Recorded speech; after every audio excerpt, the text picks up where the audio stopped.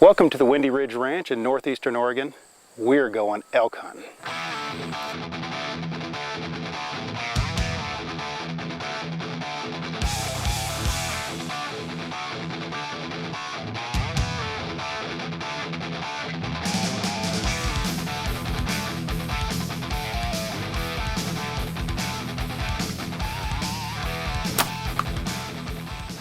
But first, we got to make sure that bow is tuned in.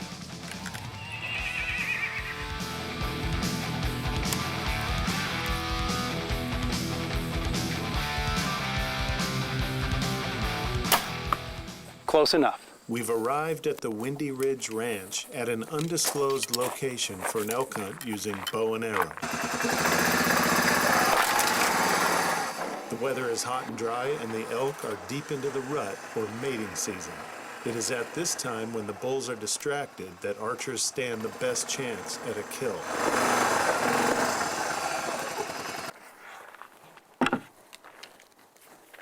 Being an avid archery hunter, Bob has customized his tools of the trade, in this case protecting his chosen weapon's optics.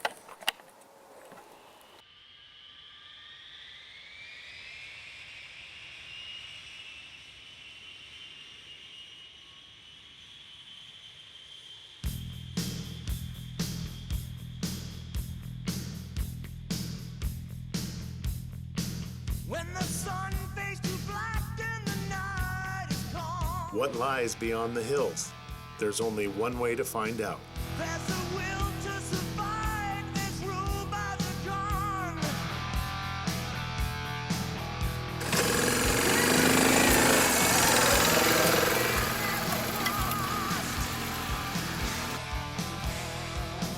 There's a hand of fate left to die on the cross. You never really had.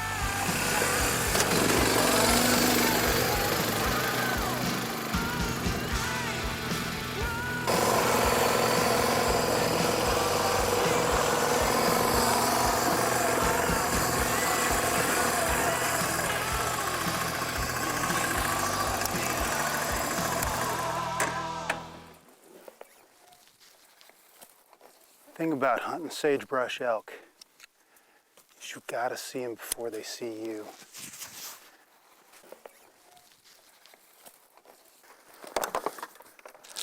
You like to take advantage of some of these high spots, even before we get to the really good stuff, just to make sure. Because of this kind of hunting, actually spent the extra money a couple of years ago and got myself some Zeiss glasses. Well worth the investment. It's probably not an elk within a quarter of a mile of us, but it's hunting. So we gotta whisper.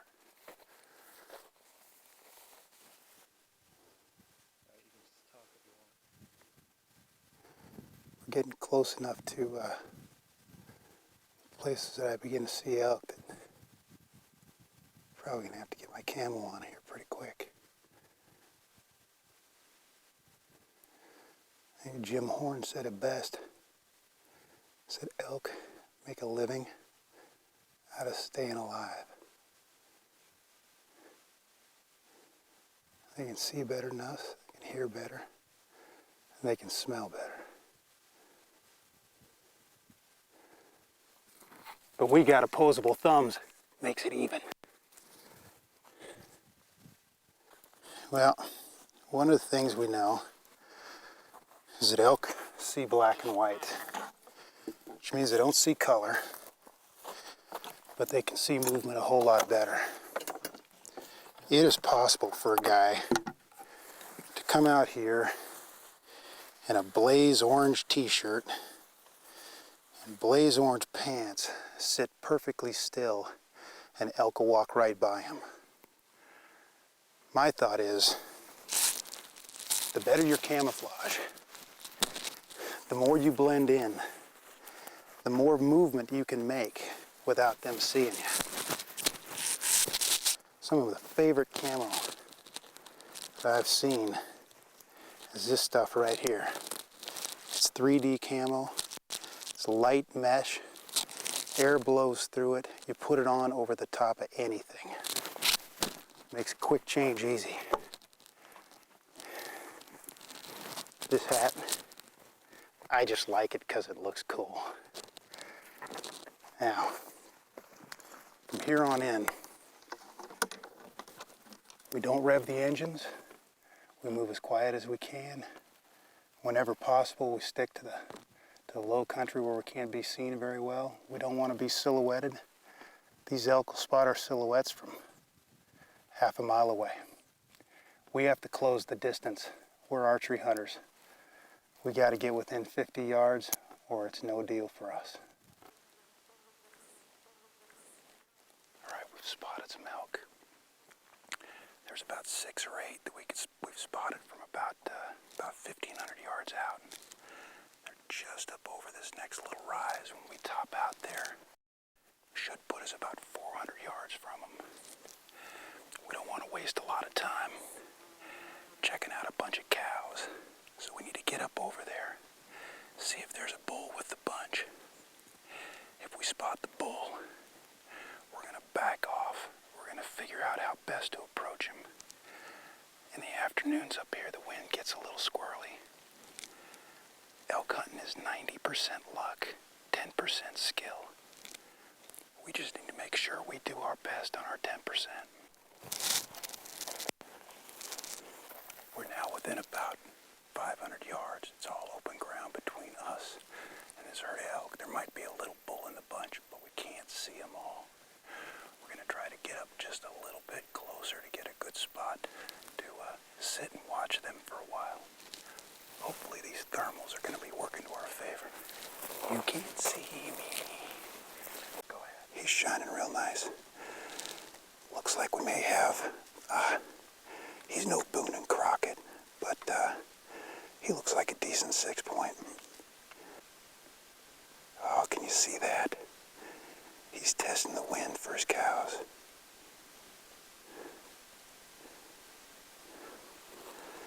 Oh, he's beautiful. Like he's no Boone and Crockett. But if I got him, he'd be my favorite bull I got this year. Yeah, he might be a big 4-point. Of course, he's got pretty big spread on the top. We got cows in front of him. Well, it's about 2 o'clock in the afternoon. We've got another 4 hours of hunting light left. And the question is, do we go after him now? Or do we wait, follow him, watch where he lays down, and try to get to him tomorrow morning? Elk do things for a reason. They move down at night, and they move up in the morning. And the reason is because of the thermals. The thermals rise during the day, so they feel good about walking into the wind. So the wind's settling at night when it's cold. They like to walk up at that time, because once again, they get to walk into the wind. The problem with this time period of 2 o'clock is that things begin to get a little unstable. So the wind starts to swirl. If we're going to go after this bull, we need to back out of here. Go out and around. Take us probably half a mile, 3/4 of a mile.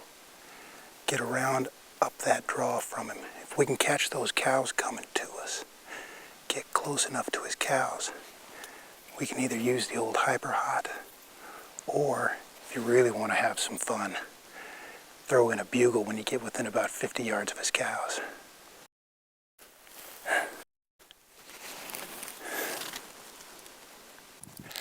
Even with these swirling winds, we've decided that maybe we can get up around the top of this hill, come back around, loop around on it. It's going to take us about a half mile to get there. We might get a little closer. We'll be able to check out whether or not the winds are going to be right down at the bottom of those draws. And if we can get close enough, him and his cows as they're feeding up through that draw. It's going to be great. Hunting elk this time of year is kind of like going to a college bar at 10:30 on a Saturday night. Every guy there's got one of two things on his mind. One's sex, one's fighting. They don't care which. Let's go get elk.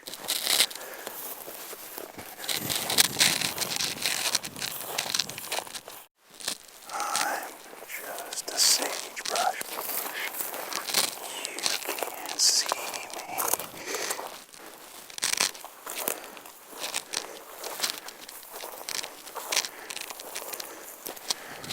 About 300 more yards. We've covered about a half a mile.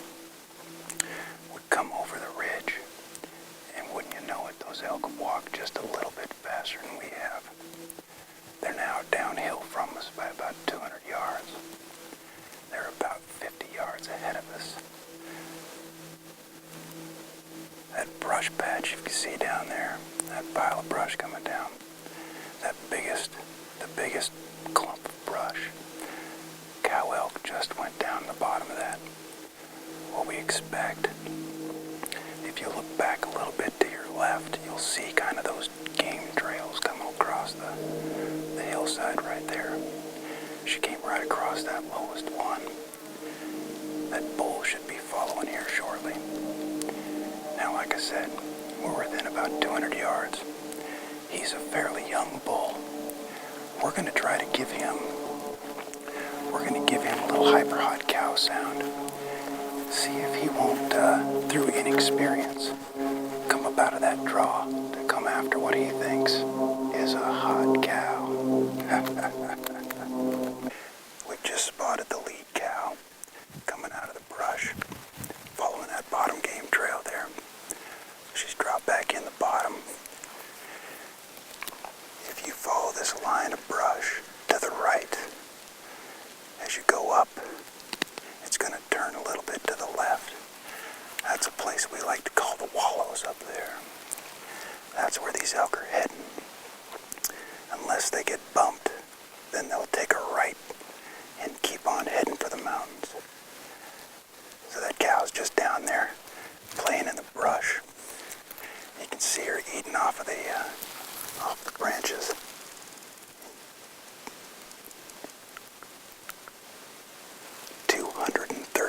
Yards, says my 7-power Leica rangefinder. Thank God for opposable thumbs.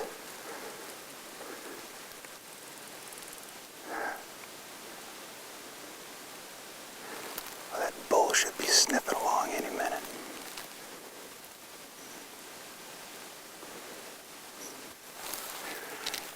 If these elk head up to the wallows, we're going to back out of here this afternoon, and we're going to be in here first light tomorrow morning. That way we'll be able to walk up the draw to them, because that morning wind will be coming down in our faces. God, I love elk hunting. But we're also talking about an inexperienced bull.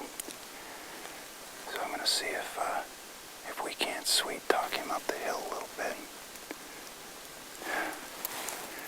Got a little rise right in front of us, so it should keep us nicely out of sight. Better get an arrow ready.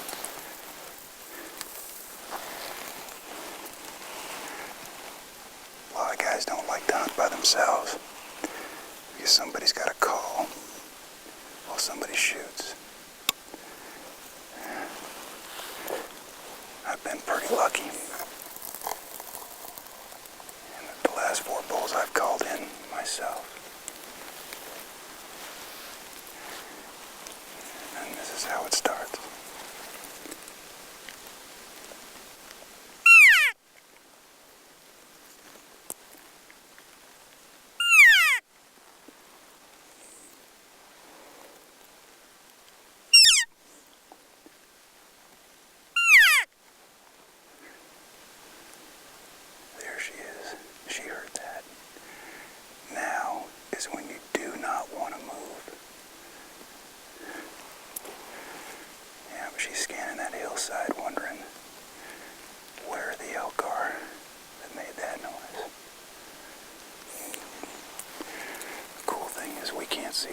so he can't see us. So he doesn't know there's no elk up here.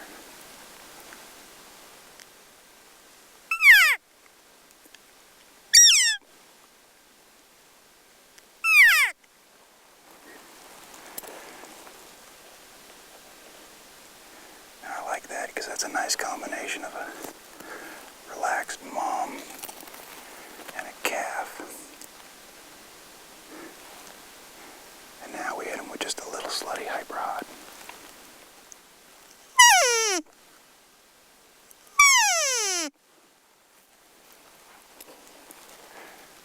Mistake a lot of guys make is calling too much.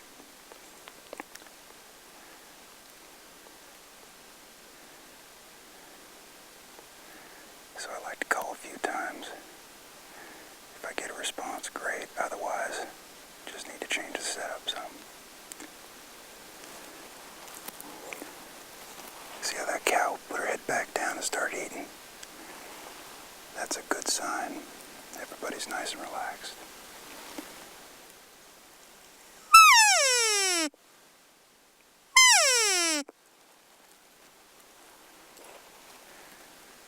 That bull could show up at any minute. Wind's blowing slightly uphill, slightly up the draw. Basically that cow's quarter wind to us.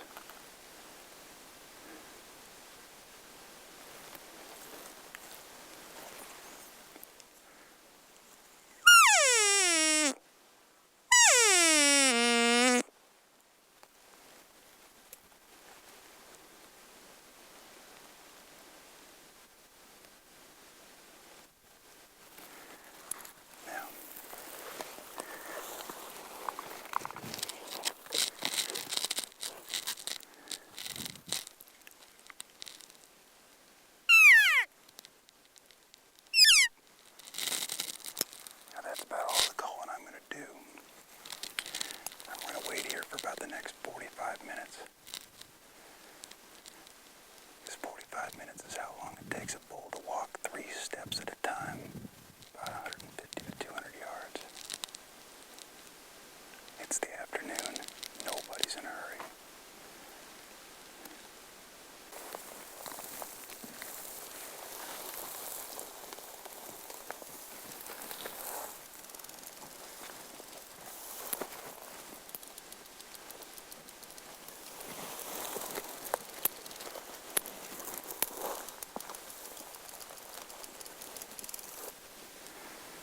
Swirling wind.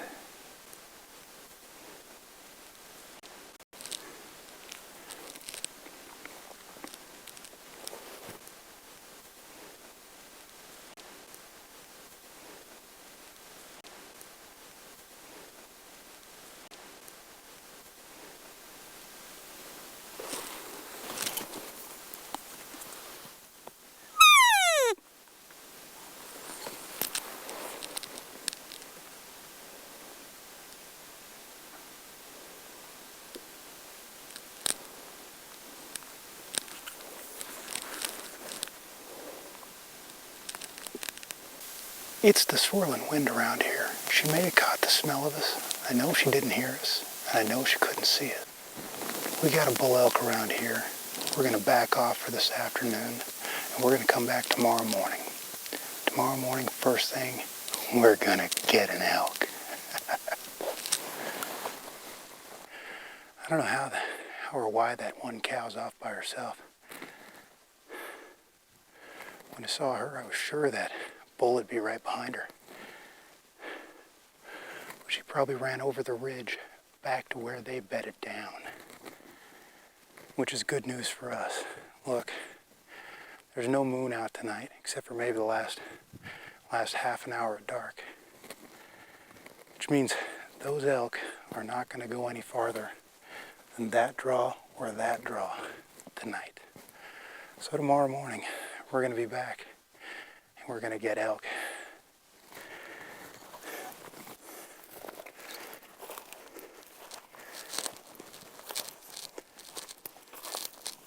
On the way out, we encounter the poisonous prairie rattlesnake. Arrow is pointed right at right at our snake friend. This is the prairie rattler. Now, we're pretty lucky here in Eastern Oregon. We've got one kind of rattlesnake really, the prairie rattler, and he is a fairly docile snake. He's a fairly docile snake. He reads heat signature. He cannot, I don't think, read the heat off the tip of my arrow. And if anybody can't see that, he's about 3 inches in front of the blade of my arrow, pointed right at his face.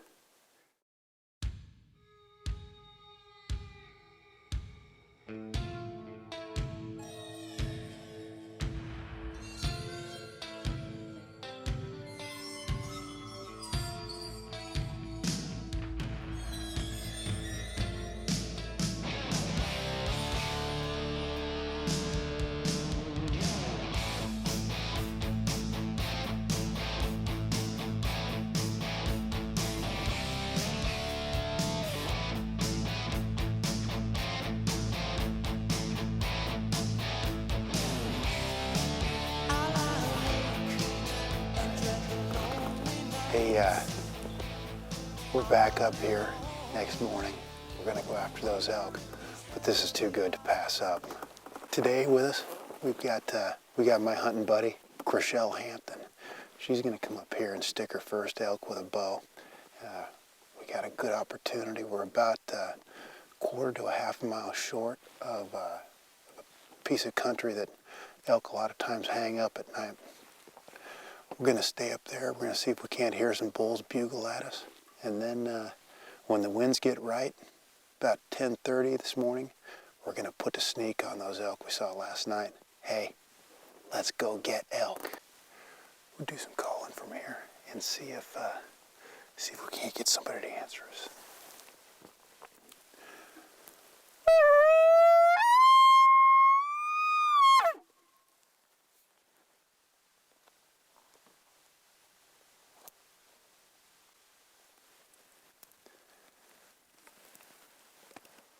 Now, I like to use the bugle as a locator, not as a mechanism to call them in. Right now, we're not hearing a response, but sometimes it takes them a little while to get out of bed, answer the call.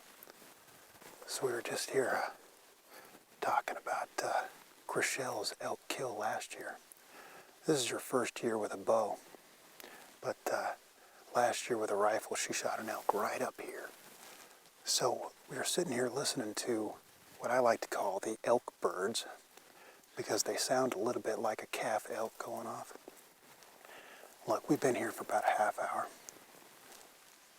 I'm not sure. We're not getting any indication that anything's interested in coming down the hill. But if you look over here just a little bit to the east of us here, we're going to climb up on that little ridge top right there. It's just 75 yards as the crow flies. We're going to sit up on top of there and we're going to start glassing down below. Any of the elk that are moving up, we ought to be able to see them crossing over some of these ridge tops. And we're going to sit up there and probably glass for a couple of hours. Once again, any elk that are coming up below us, the wind is wrong to put the sneak on them the way that it is. So we'll have to wait until about 10:30 as those thermals even out and start moving up the hill. So let's go do it. Well, I think this is going to be a pretty good place to glass from. Yesterday that cow was right down there. I think we are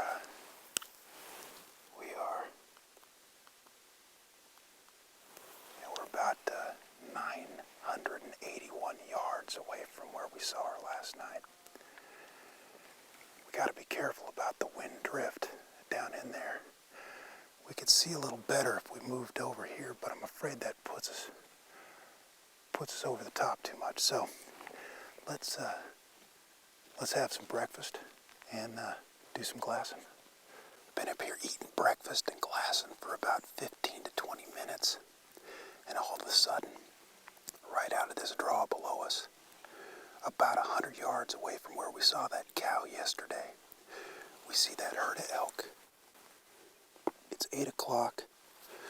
The wind, you can tell. The wind has started to change around a little bit. This is a very unstable time for the air, but as you can tell, it's starting to blow up. So we're going to sit tight here. We're going to keep an eye on them. We're going to watch them pick a draw. By then, should be about 10:30, and we will start down and put the whack on them. Hey, Chriselle, you see the bull you're going to shoot? It's now 8:30, and those elk have finally, they're just feeding up out of that draw. And now we finally spotted the bull. This is not the same bull we saw yesterday. This is a really nice 6-point. It's about 9 o'clock, and the elk have bedded down.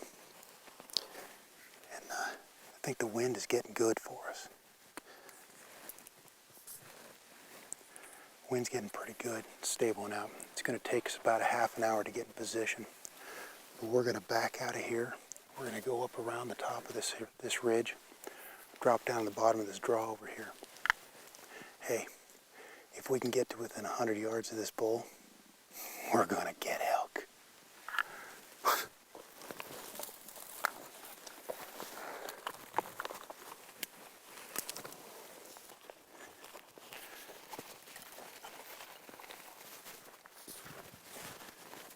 All right. We put in our time. We put in the miles. We're up above this bull by a quarter of a mile. He's bedded down there. You can just make out his head laying in the sagebrush or sticking out of the sagebrush. We're going to come down here to the bottom of this draw. The wind is perfect. The situation is right. We're going to get Chriselle and elk. We're about 500 yards out. End of those rims come down about 100 yards. About 100 yards past that, on about the same elevation. That's where the bull lie. We're within about 300 yards now. Like I say, the end of those rocks right there. This elk are about 100 yards down from it. Wind's good. We're going to put Chriselle in position. The bull's up here. We're going to put Chriselle in position just down below him, just slightly below and up the draw from him. That puts her in what elk would consider a submissive position. We're going to cow call to him at that point. He's much more likely to come down to breed with a cow or down to fight. So, hey, elk hunting, 90% luck, 10% skill. When we get in there, we just can't screw it up. Let's go get elk. All right. Here's the drill. We're about 150 yards out. We're hoping this is going to work because Chriselle's set up just to the left of me about 10 yards. She's got that hillside to shoot at. I'm going to be over here calling from this side to take the attention away from her. But also, if that bull slips around and comes up this side, I get him.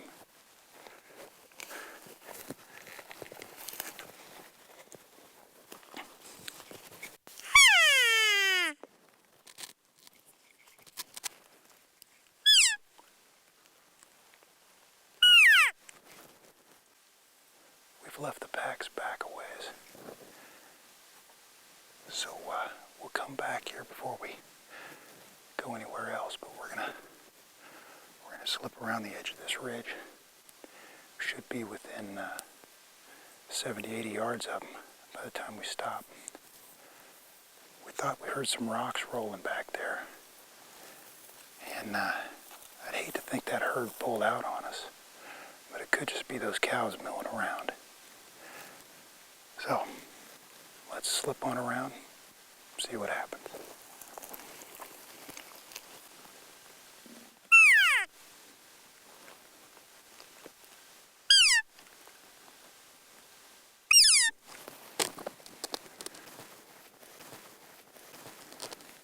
Baby, he's coming in. He's coming, don't move. You can kind of sit down. Turn around, he's coming in. He's gonna come in down below us. There you go. Yep, something just like that. You want to be up on your back knee. Be up on your back knee. He's coming in. I won't call to him anymore because he's coming.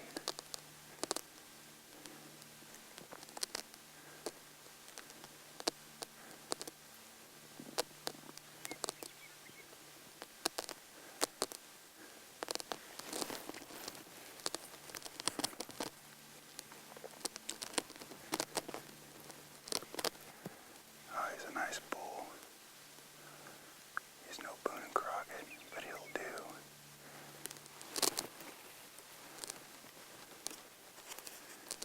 He's out of probably about 70 yards.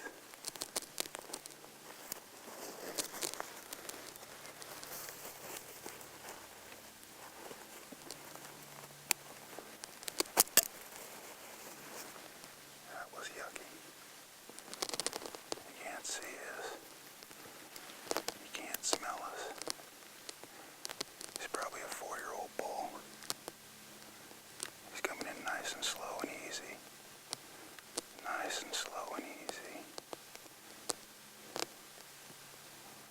Yep. He totally thinks there's a hot cow up here.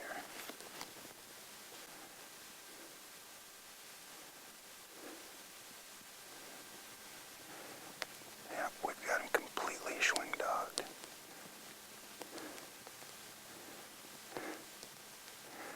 This is when it gets exciting.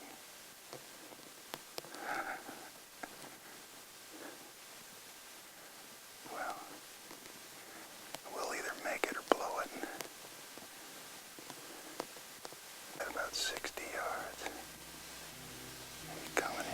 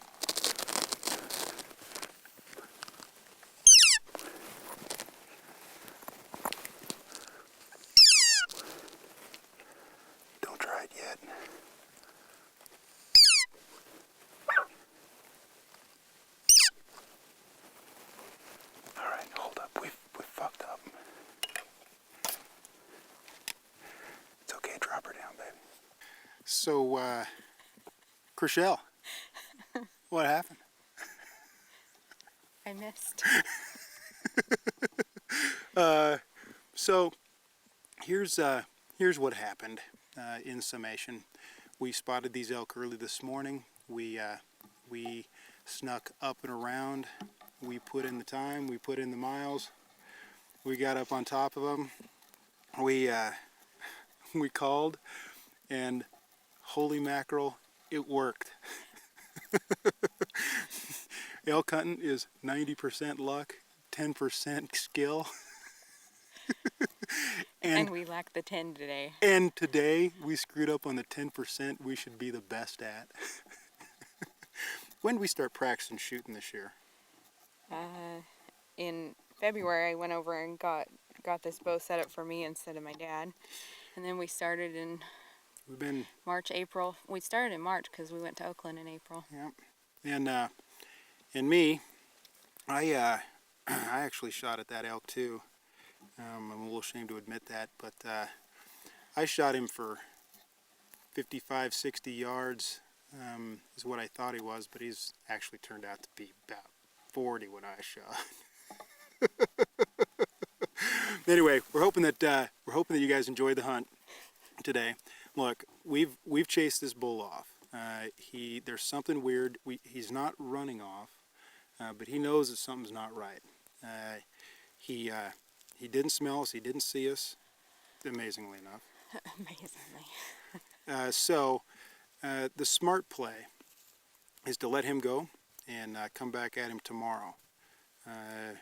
The aggressive play, low percentage, is to keep after him right now. I kind of think that we hold off, come back tomorrow, and see if we can't do it again. Right up till the end.